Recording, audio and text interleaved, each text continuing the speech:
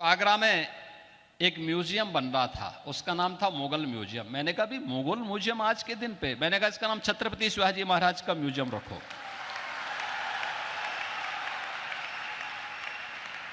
हमारा संबंध छत्रपति शिवाजी महाराज से है, हमारा संबंध मुगलों से नहीं है, और इसलिए छत्रपति शिवाजी महाराज के नाम पर जाना जाएगा ये म्यूजियम। और छत्रपति शिवाजी महाराज की स्मृतियों को वहां पर सजोने का कार्य पूरी भव्यता के साथ आज हम लोग उसको आगे बढ़ाने का काम कर रहे हैं। बौद्ध मजहब भी बाद में आया, यहाँ पे इस्लाम भी बाद में आया, सिखिज्म भी बाद में बना है सारा। तो हम सदियों से इकट्ठे रह रहे हैं। हमारा डीएनए चाहे जिस तरह मर्जी, कई मैं देखा कई नफरतें करते, नहीं जी हमारा डीएनए, कहां से डीएनए, तुम कौन से ब्रिटिश बन गए हो। आधे लोग अपने आप को पता नहीं क्या समझते हैं, आधे अरबी समझते हैं, आधे पर्शियन समझते हैं, पता नहीं क्या। लेकिन यार आप सब यही के रहने वाले हो, चाहे द्रविडियन हो चाहे आर्यन हो, जो कुछ भी हो, सदियों से यहां रह रहे हो। कोशिश करो कि प्लान के जरिए रहो कि हमने आगे मजीद सदियां कट्टे रहना है। आदरणीय प्रधानमंत्री जी ने उत्तर प्रदेश में एक डिफेंस कॉरिडोर की घोषणा की। यह डिफेंस कॉरिडोर भी छत्रपति शिवाजी महाराज को ही समर्पित है। वहां से मुगलों की हिस्ट्री को निकाला जा रहा है। मैं ठीक है, निकालना चाहिए उनको, मैं समझता हूं। औरंगजेब ने भी मारा, क्या कर लिया औरंगजेब ने, कितनों को मार लिया, तुम्हारी तो कोई औकात ही नहीं है। योगी आदित्यनाथ जी ने एक स्टेटमेंट दी है कि अगर किसी ने इंडिया में रहना है तो उसके लिए नेशन फर्स्ट होनी चाहिए। दोनों कंट्रीज में कोई अपनी सिविलाइजेशन को गाली देना बंद करो। हिंदुत्व ने क्या बिगाड़ दिया मुसलमान से भाई? अरबी क्यों नहीं गाली दे रहा है मोदी को? अरबी क्यों नहीं हिंदुत्व को गाली दे रहा है? क्या मुस्लिम होने के लिए हिंदुत्व को गाली देना जरूरी है? यही गलती थी कि हिंदुत्व तब आ गया जब मुसलमान, इस्लाम का ही नहीं एग्जिस्ट करता था समाज में। हमारी गलती है क्या? तो ये कब तक चलेगा ये नफरत? ये कौन बोलेगा? किसी को तो बोलना पड़ेगा। जिसको देखिए आपके यहाँ पे, वो पहले पाकिस्तान के, वो भी सुपरफिशियल वो क्रिटिसिज्म करता है। जहां उसको क्रिटिसिज्म जाके करना है वहां उसकी हिम्मत नहीं है करने की। और उसके बाद पहले वो अपनी क्रिटिसिज्म टू नेशन थ्योरी से शुरू होता है, टू नेशन थ्योरी पे खत्म हो जाता है। और अगर टू नेशन थ्योरी का जो लोग आपके यहाँ रिजेक्शन करते हो उनसे पूछिए कि टू नेशन थ्योरी को जब तुम रिजेक्ट करते हो तो क्या रिजेक्ट करते हो? टू नेशन थ्योरी के रिजेक्शन का मतलब है कि हिंदू और मुसलमान दो कौमें नहीं है। और अगर भारत के हिंदू और मुसलमान दो कौमें नहीं है तो फिर पाकिस्तान का मुसलमान कौन है?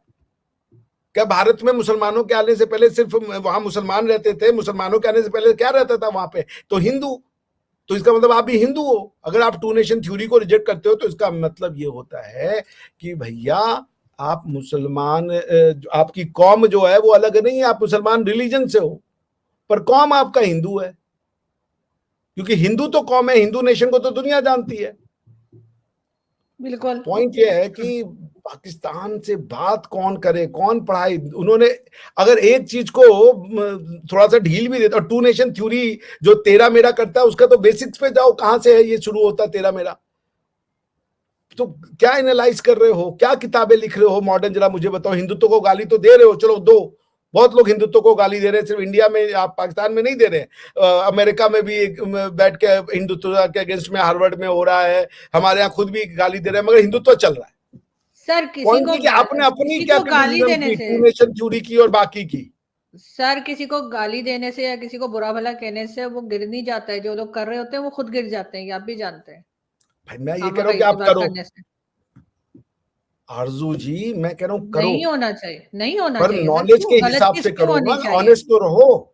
हाँ नहीं सर, गलत चीज क्यों होनी चाहिए? एक दूसरे की रिस्पेक्ट होनी चाहिए। बिल्कुल मैं कह रहा हूँ कंस्ट्रक्टिव क्रिटिसिज्म, चलिए मैं अलाउ करता हूँ, कंस्ट्रक्टिव क्रिटिसिज्म होनी चाहिए। हमारे समाज में बहुत कमी आती, हिंदुत्व के समाज में, हिंदू के समाज में बहुत कमी आती। जात पात एक सच्चाई थी, इसको हम स्वीकारते हैं। तो सर हर एक में होती है, इस्लाम में नहीं है। हाँ सर, सब रिलीजन में होती है, हर इंसान में होती है। मैं कह रहा हूँ जात पात हमारी सोशियोलॉजिकल प्रॉब्लम थी, हमारी फिलोसॉफिकल प्रॉब्लम नहीं थी। जात पात हमारी फिलॉसफी में नहीं है, छुआछूत हमारी फिलॉसफी में नहीं है। लोगों ने, कुछ लोगों ने उसको, जैसा आप कहते हो इस्लाम का टेररिज्म से कोई लेना देना नहीं है।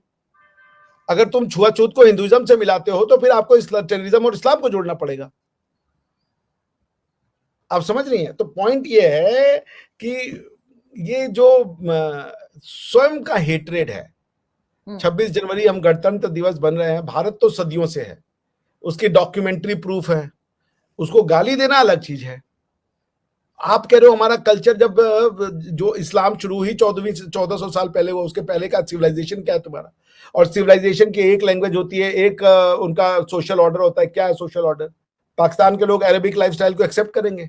तुम्हारे खुद के कॉन्स्टिट्यूशन में लिखा हुआ है, मैंने बता दिया, आर्टिकल 31 में कहते हो सबको अरबी सीखनी चाहिए मुसलमान बनने के लिए, 251 में कहते हो उर्दू सिखा देंगे, अंग्रेजी भी चाहिए, उर्दू भी चाहिए, अपनी पंजाबी और सराइकी और बलूची और पश्तूनी छोड़ के सब चाहिए भैया।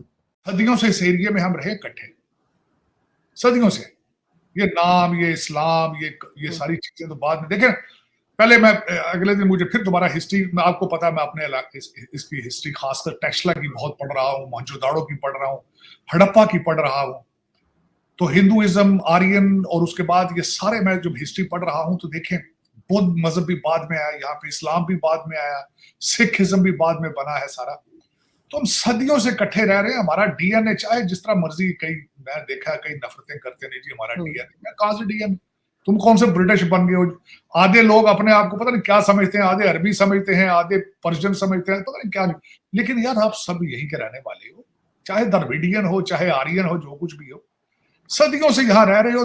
कोशिश करो कि प्लान के जरिए रहो कि हमने आगे मजीद सदियां इकट्ठे रहना है, कैसे रहना है, किस हालत में रहना है। बिल्कुल। ये जंगों नफरतों के साथ तो गुजारा नहीं यार, ये तो मैं बता रहा हूँ, तरक्की नहीं होगी, इससे आप सर्वाइव नहीं कर पाए, सर्वाइव नहीं कर। सर वैसे भी तरक्की नहीं होगी इन लोगों का जो हाल है यहाँ पे। लेकिन सर काकड़ साहब का कहना है कि जो मिनिस्टर्स है उनके ऊपर बैन लगा दिया है कि वो बाहर किसी विजिट पे नहीं जा सकते किसी और कंट्री में। अब दिन कितने बज गए इनके जो ये इस किस्म की बातें कर रहे हैं? इन्होंने तो खूब घूम लिया खुद, इन्होंने सारा, तो इन्होंने पूरी दुनिया, ग्लोब के आज 2 चक्कर लगाए इन्होंने। काकड़ साहब ने 1 चक्कर नहीं 2 चक्कर लगाए इन्होंने। और अब जाने से, अब एक आपका तो हाथ बाहर है, इलेक्शन हफ्ते बाद होने वाले हैं, अब आप इस तरह की बातें करनी शुरू कर। जिस तरह आपको मैंने बताया, देखें हमारे पाकिस्तान के अंदर फैशन है हुकूमत में। अब देखें, इससे पहले मैं आपके बिलावल साहब ने कहा कि मुझे पीडीएम के साथ फॉरेन मिनिस्टर नहीं बनना चाहिए था। भाई जब आप बने तो उस वक्त रिजाइन देते थे आप, अब बने क्यों? आपका हर सरकारी अफसर जब करप्शन कर रहा होता है तो तबाही फेरता है। जब रिटायर हो जाता है, दोते पोते बातें नहीं सुनते, सारा दिन मस्जिद में जाके भाषण देना शुरू कर देते हैं, अगली सफ में खड़े होकर नमाजें पढ़ते हैं, फिर मुसलमान बन जाते हैं, फिर फिलासफर बन जाते हैं, फिर किताबें लिखना शुरू कर देते हैं। जब कुर्सी पे बैठे थे, जब तुम जुल्म कर रहे थे, पाकिस्तान के कपड़े फाड़ रहे थे, उस वक्त कहां थे भाई तुम? काकड़ साहब ने कोई मुल्क छोड़ा नहीं है, तो आज ये जाती दफा ये जख्मों पे नमक छिड़कने वाली बात है ना, गरीब लोगों का मजाक उड़ाना। तो चल करने दो, ये आज कौन सा पहली दफा कर रहे हैं, हर बंदे यही कर। कब ठीक हो जाए सर, शुभ शुभ बोले।